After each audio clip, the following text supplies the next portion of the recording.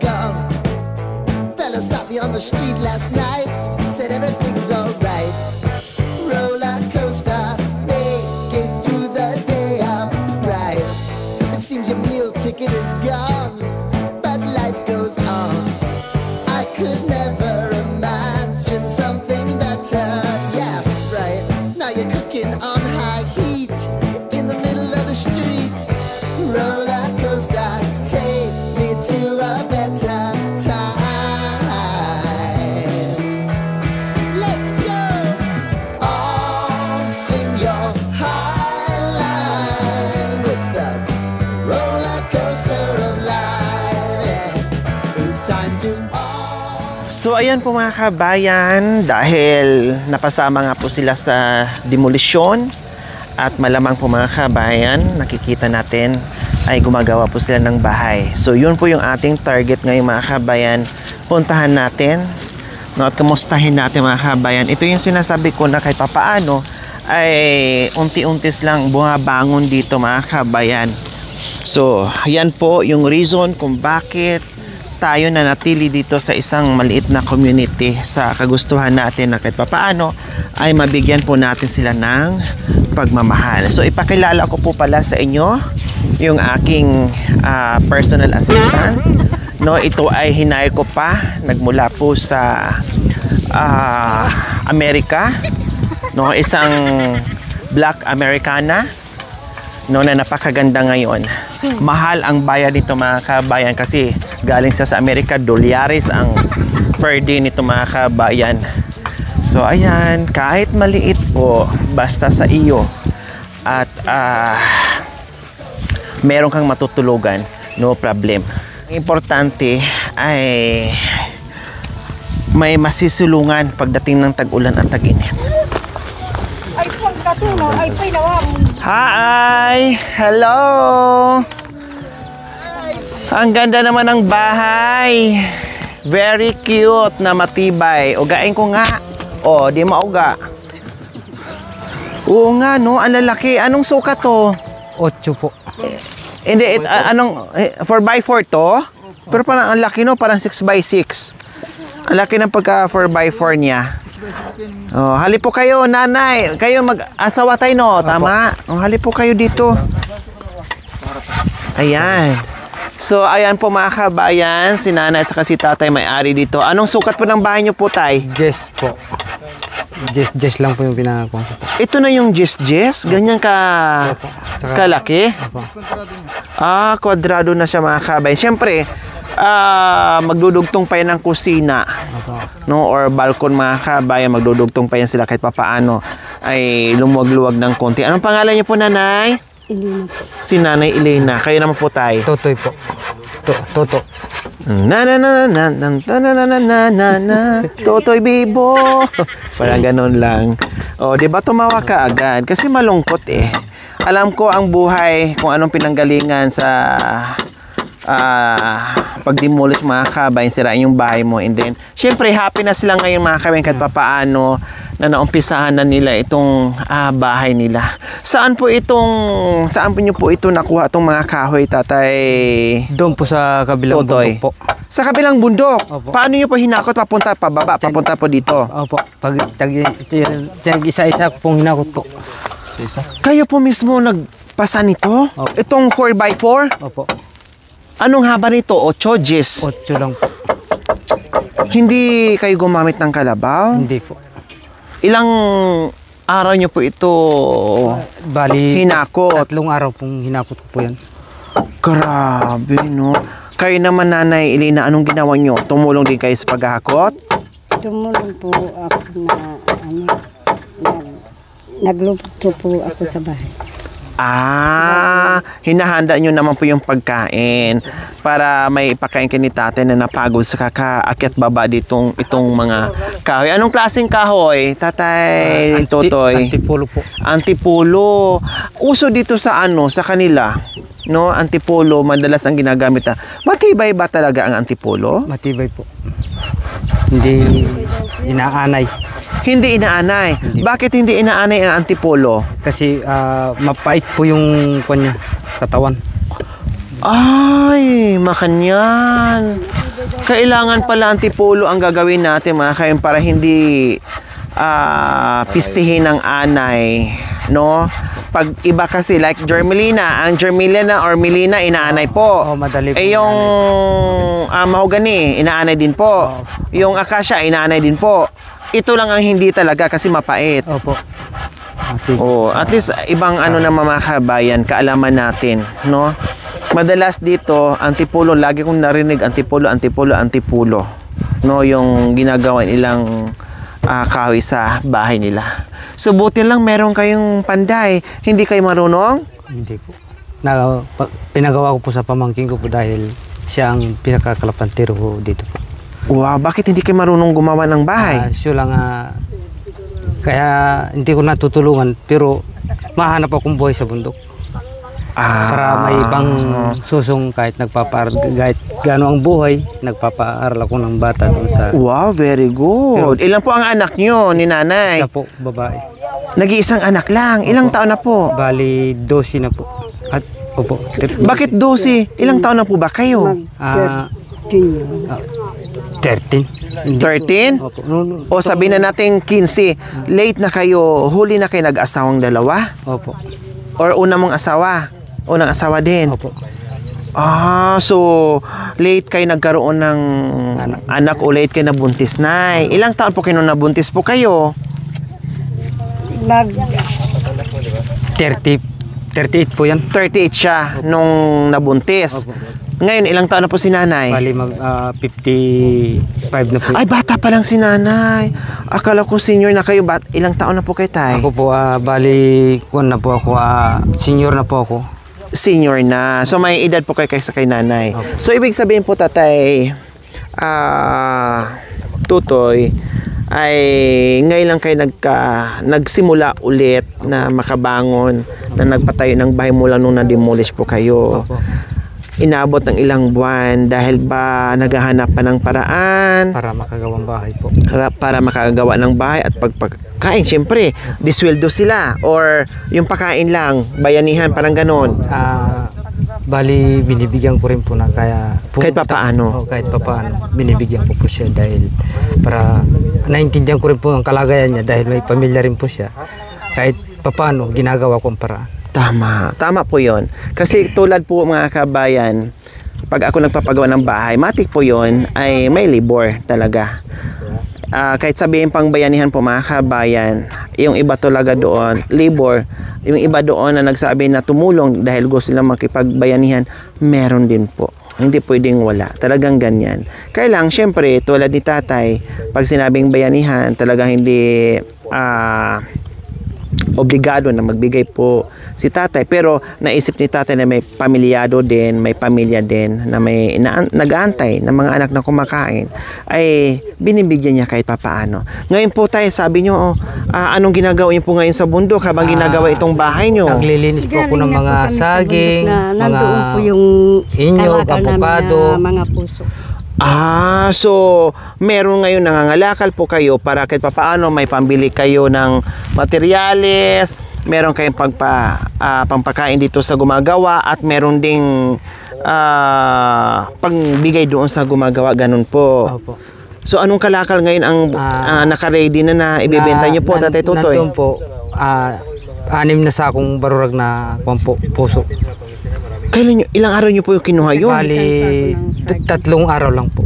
Wow! So meron na kayong 6. So yung 6 po, yun po yung aasahan nyo, pabili ng pagkain nila, tapos pangbigay-bigay kahit papaano. Opo. Mga magkano po kaya yun, yung 6 na sako? Minsan, mga 4-8, ganun sa... Ay, ganun? Opo, 4-8 lang po. Kailang hahakutin mo, saan po manggagaling? Galing po doon sa babang bundok muna po yun. Sa likod. Sa likod niyan? Opo. Yung nakikita ko may malinis sa Opo. tuktok na yan? Opo. Aakyat kayong pag ganyan na sobrang taas, tapos bababa kayo. Opo. Mano-mano. Opo. Ay, may gulay. May lubot. Yun yung masakit mga kabe na sinasabi ko. Ganyan po ang ginagawa nila. Pupunta doon, pag ipuna ng 1 taon, mag-deposit sa mga hardware para makabuo na kahit papaano batong bahay. Tapos ganun pa ang nangyari. baliwala, na sayang yung isang taon o mahigit, yung pagod, pawis, lahat na po mga kabayan na sayang, no? At ngayon ay itinayo, unti-unti na naman po mga kabayan, pilit bumabangon sa sitwasyon. Ito, hinakot ni tatay na kay layo mano-mano ang bibigat mo nito mga 4x4 na kahoy mga kabayan na habang 8, napakabigat nito. Senior na at maliit si tatay, senior na, pero pilit pinapalakas yung katawan para lang magkaroon din ulit ng panibagong bahay. So ganyan ang buhay, no? Sino po ang chainsaw po? Yung Naglalagari. Sino po naglalagari? andun po yung manugang. Binigyan ko po rin siya ng yung asawa ng pamangkin ko. Siya ang pinaputol ko ng kahoy. Wala ba tayong tindahan dyan, no? Na pang merienda din, no? So, ayan po mga kabay, habang nasa kalagitnaan tayo ng interview, pabili po tayo ng merienda para sa kanila. No, soft drinks, tinapay, kung anong doon, biskwit, bala na.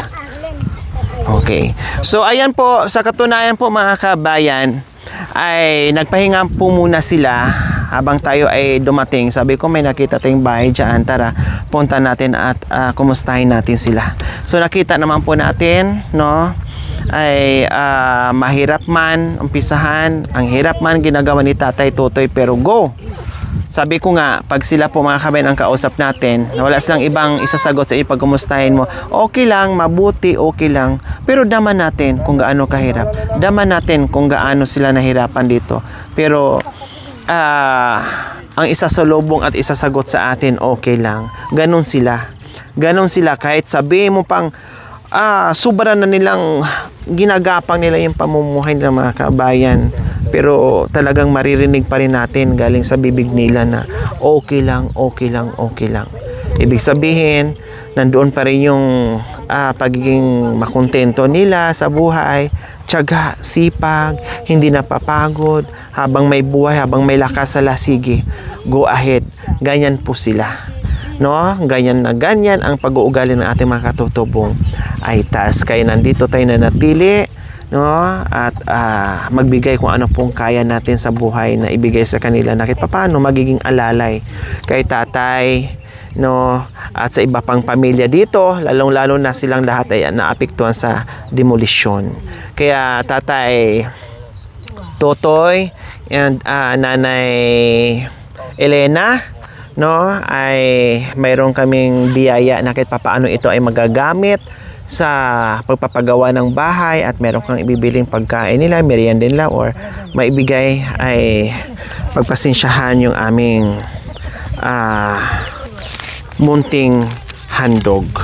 Ito naman mga kabayan, cash ang ibibigay ko. Nanggagaling po ito sa ating mapagmahal na sponsor, no, na tumutulong sa ating munting adikain. Ma'am Michelle Sirado, nagpaabot din ito ng saradong 3,000. Ayan po. Thank you. 3,000. And si Ma'am Abit Malo naman, nagpaabot din ito ng saradong 2,000. So merong 5,000 si Tatay Totoy and Nanay Elena. Yung 3,000 galing po kay Ma'am Michelle Sirado, no? Yung 2,000 naman galing po kay Ma'am Abit Malo. Maraming salamat po sa walang sawang pagmamahal, no? Patuloy sa pagbibigay ng pagmamahal sa mga kababayan natin, sa aking munting adikain. Salamat po dahil mayroon tayo ngayong naalalayan kahit papaano sa simpleng bahay ay magagamit po nila yan. Ako po pasalamat kay Ma'am na naabot namin din ang kanyang tulong dito sa aming bahay, na napunta niya dahil kulang sa kagamitan. At least pundasyon na rin po ang aming bahay. Ako po yung nagpapasalamat din sa kayo po. Sana po palain din po kayo ng Panginoon at tayo rin po lahat. Sana po ang sakit man sana sa atin, kararamdaman hindi maabot sa atin. Hanggat sa makayanan, matulungan din tayo ng Panginoon. Tama. Ayan, walang ano man po. Nagpapasalamat ako sa pagdating ninyo na hindi namin po masabi kung masali kami dito ng ma-interview dahil sa pagpupuso namin kasi dito dumadaan kami dito sa ilog na kasi malinis na dinadaanan. Opo. Salamat po sa Panginoon na kayo ay nakaabot sa amin. Kasi ako, nagsisikap din kami na nagpupuso dito sa lugar dito kasi malinis yung dinadaan. Kaya yung aking Opo. anak na isa, kinakamamahal ko na gusto ko matapos sa pag-aaral. Wow, salamat po tatay.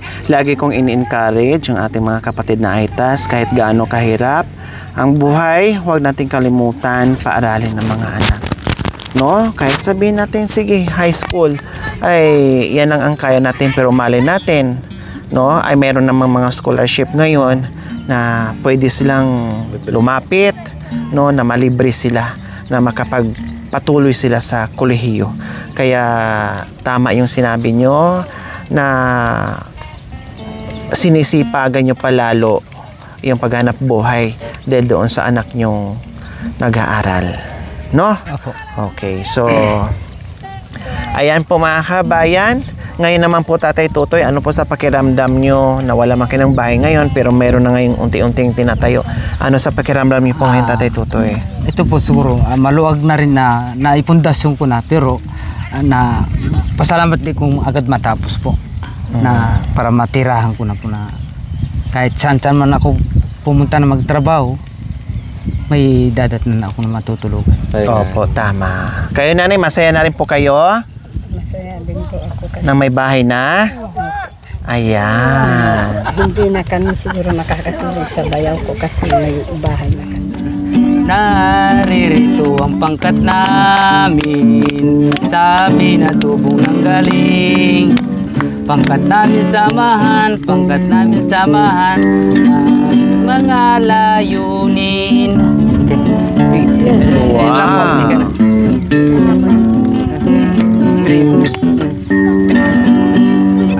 Tribo kami sa pangkat namin samahan. Tayo po ay nasa kalagayan. Ako pa po yung boses ko. Nanay yan. Sige na. Masayang pagdating sa inyong tahanan. Wow. Pinagsadya namin ang kasamahan.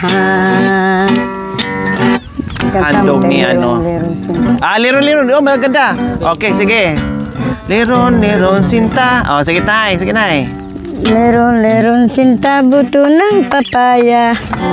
Pagdating sa dulo, nabalian sanga. Liron, sinta, puno ng papaya. Nung ako'y umakyat na, nabali ang sanga. Sige, yung retired teacher. Liron, sinta, ate dyan. Liron, sinta, buko ng papaya, dalay, busloy, sisigla ng bunga. Pagdating sa dulo, nabali ang sanga, kapus kapalaran, humanap ng iba. Kanta na yun? Liron, sinta, umakyat sa papaya, nabali ang sanga. Sa bigat ko pala. Merienda na. Merienda yung mga ano. So ayan po mga kabayan, nagpabili ako ng merienda para sa mga nagtatrabaho. Hali po kayo kuya. Sige dyan na. Dali. Nay, hali po kayo nay. Tay.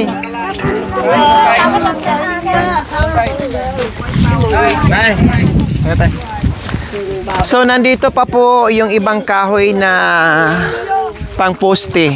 Ayan, siguro pang dugtong po nila mga kabayan. No, ang bigat nito. Hindi ayan oh, tapos basa pa bagong lagari. O di ba? Nandito. Opo. So ayan, merienda time, kaya magmerienda po muna sila.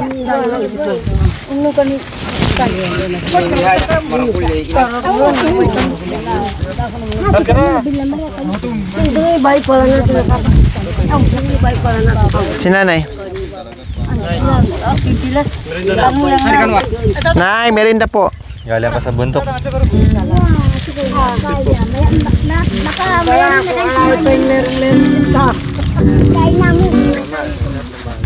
Biskuit po. Anak na pala. Wala niyang lalaki ito. Iniwan ako. Iniwan ako.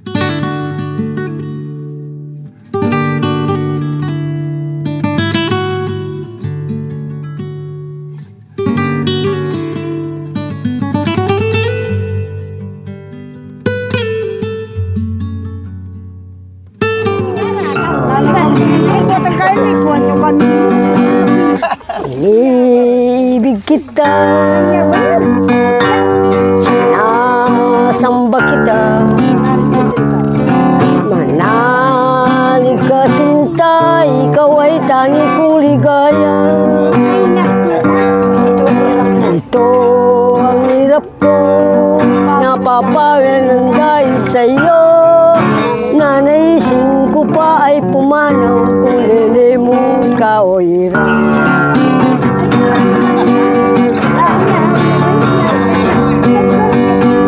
Kailangan kita sa aking buhay. Kailangan kita o hirang. Hindi ako maring mabuhay kung mawawalay ka sa akin. Ibig kita, sinasamba kita, manalig ka sinta, ikaw ay tangi kong ligaya. Ito ang hirap ko, napapawin ng dahil sa'yo. Nanaisin ko pa ay pumanaw kung lilimot ka o hirap. Unar pembrio, kata lo. Hear my song, hear my don the one, hear my song, my love for you.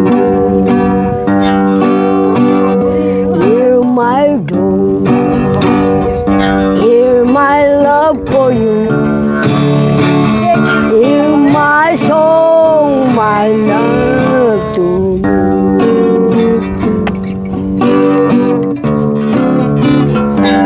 Tatalo ko sa iyo.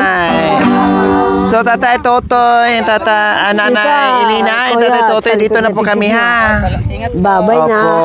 Salamat din. Sana sa pagbalik namin ay buo na itong bahay nyo na pwede nang matulugan ha.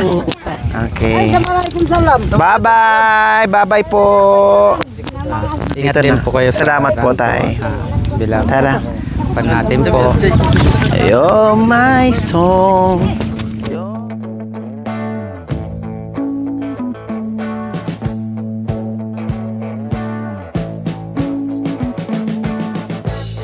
We've been living in sin so long, all the fields are gone. Fella stopped me on the street last night, said everything's alright. Roller coaster, make it through the day upright. It seems your meal ticket is gone, but life goes on. I could never imagine something better. Yeah, right. Now you're cooking on high heat in the middle of the street. Roller coaster, take me to a better time. Let's go. All sing your high line with the roller coaster of life. Yeah. It's time to all choose your timeline on the roller coaster of life.